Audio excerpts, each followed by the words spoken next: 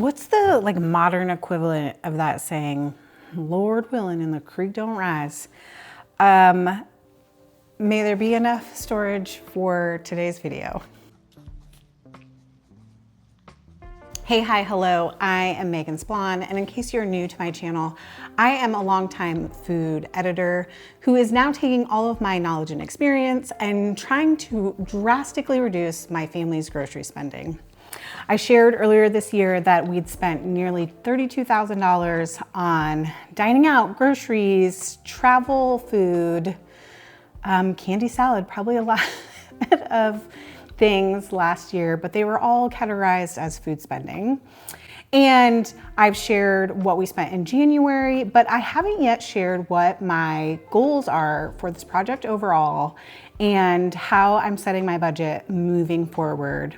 And what does it mean when I say we're going to drastically reduce our spending? So in today's video, we're going to talk about how to set a realistic food budget. I'll share my goals for this project overall, including dollar amounts, as well as some resources to help you set your own food budget. You can find all of the resources mentioned in this video over on my newsletter at megansplon.substack.com. From today's video, you can also find a Google Sheet that you can use for food spending tracking that I built, as well as this worksheet to help you build your own food budget. The very first step of building a food budget that is actually realistic and sustainable is to track your spending.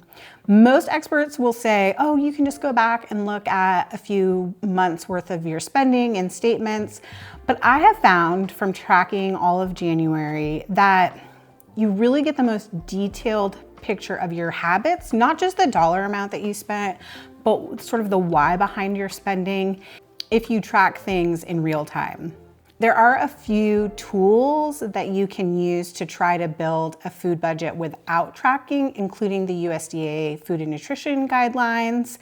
Iowa State University has this incredible What You Spend calculator, and surprisingly, Instacart also has a tool that you can input the size of your family into and choose from, like a thrifty, generous, or I don't know, high value food plan, and it gives you different numbers based on where you live and the size of your family.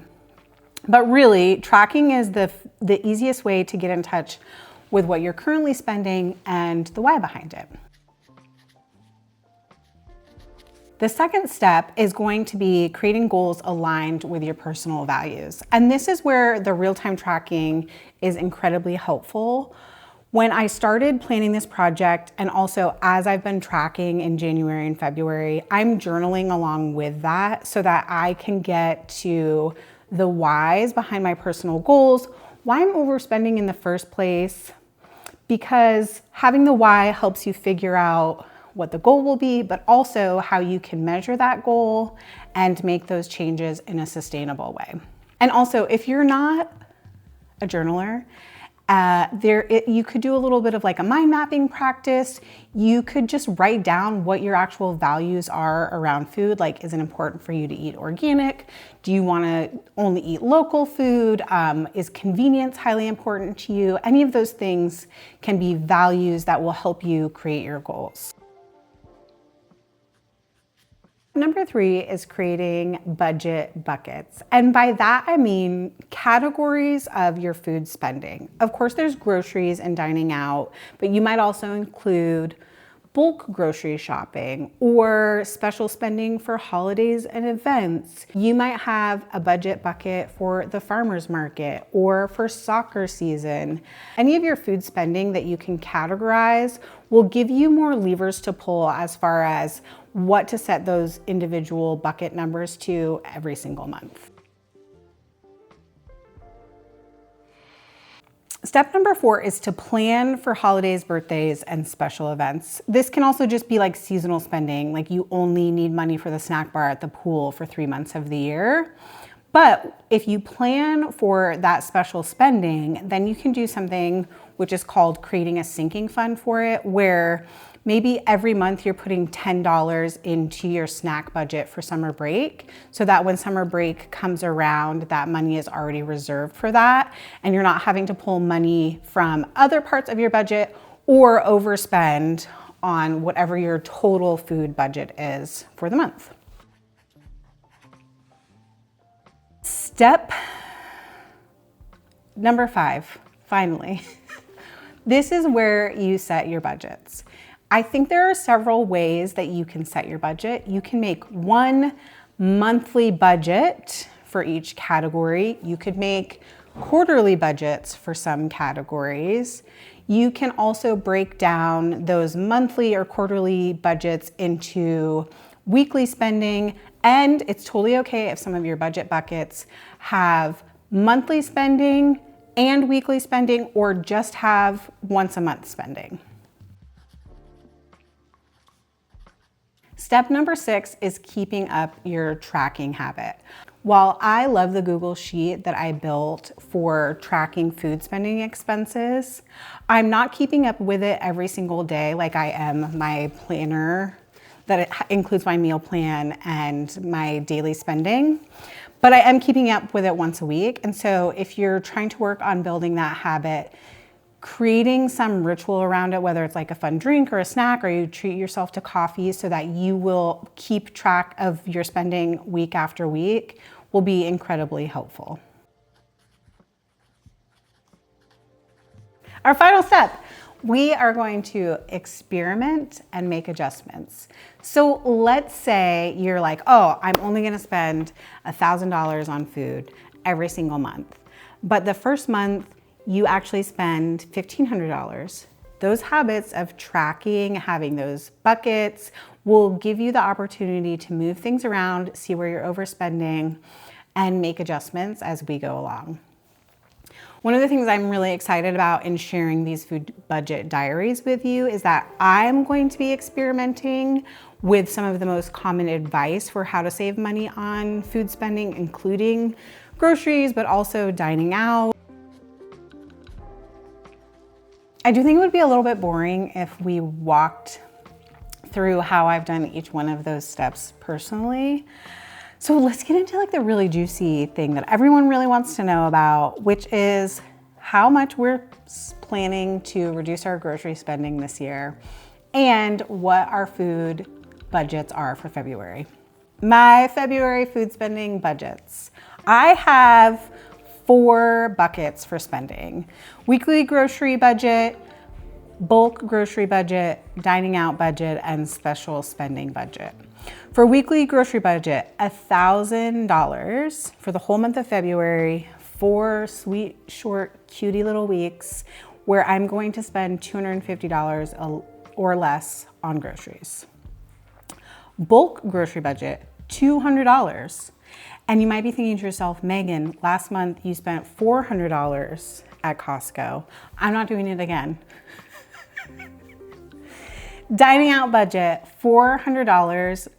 In my brain, that is one family meal out a week or a handful of little like pizza, coffee out with friends, etc. each week. Special shopping budget for February is $400. And I do think that's high for a month when there aren't any real holidays. Valentine's is coming up, but we usually do family Valentine's at home. But it is the month where we sign up for our local CSA, Community Supported Agriculture Share. We split it with friends who live in the neighborhood, and it saves us money on produce from like April to September. So it's really worth the investment, and it is about $400. I do also have some non-dollar related food spending goals for February. But before we get into those, let's talk about what my overall goals for this budget diary series is. I started planning it in October of last year, mostly on a personal level because I was like, man, we're spending a lot on groceries. We have all these other goals for our lives, for our family that could use those funds instead. And so I started thinking about like, what would I need to change internally? What could I share that would be a resource to other people? And even though there are lots of little like macro goals, like, oh yeah, I wanna join the CSA. I wanna figure out if like making my own bread saves money. I wanna be better organized. There are 4 larger goals that I hope to achieve throughout this year, through this series, together with you. The very first one is to save money. And it is by far the loftiest goal because I'm hoping to cut our food spending almost in half and save $15,000 this year. That means that for at least 10 months of this year, we have to get our average food spending down from about $2,800 to about $1,500. So as you might notice, we didn't do it in January. We're kind of doing it in February. We're gonna get there. We're gonna work on these goals slowly and incrementally. The second goal is to be a good food steward. And under that goal, I would put things like, I just wanna generally reduce our food waste. I also want to spend less money on fast food, big chains, big box grocery stores, and divert that spending to local bakeries, restaurants, grocery stores, refillery type places. And that goal is maybe a little bit harder to track than the financial goal, but I do have some thoughts about how we can do that moving forward into the year. My third goal is arguably the hardest one to track, but it is to just generally improve my relationship to food spending. I've shared a little bit about this before on my newsletter or on podcasts that I've been on, but during parts of my childhood, we were food insecure. We had food assistance, and I think it skewed my spending towards overspending, maybe a little bit of like overstocking in our pantry, our fridge, and our freezer in this way that I'm worried that the food will run out. And that is just not true for my family and how we live now. So I don't know how you measure healing, but we are gonna figure it out together in this project. Goal number 4, and the one I'm the most proud of, and that's easy to track and document, is that I'm going to donate a portion of the income that I make from this project towards the food community. So for example, last month we donated $268 to Twin Cities Food Justice, a mutual aid organization helping folks in Minneapolis. And that just feels right. It feels genuine to my values around food. It allows me to be a resource for other people. And it gives me also a great opportunity to thank you all for subscribing here on YouTube, to becoming paying subscribers on my newsletter.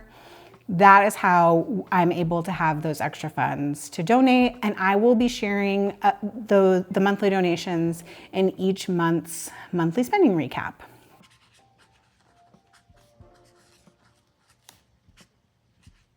Getting back to goals that are not tied to dollars for February, I am creating a weekly habit of cleaning out the fridge and freezer to use up food before it goes bad, part of my being a good food steward. I'm continuing to track how I spend and how it feels, which is working on my relationship to food spending.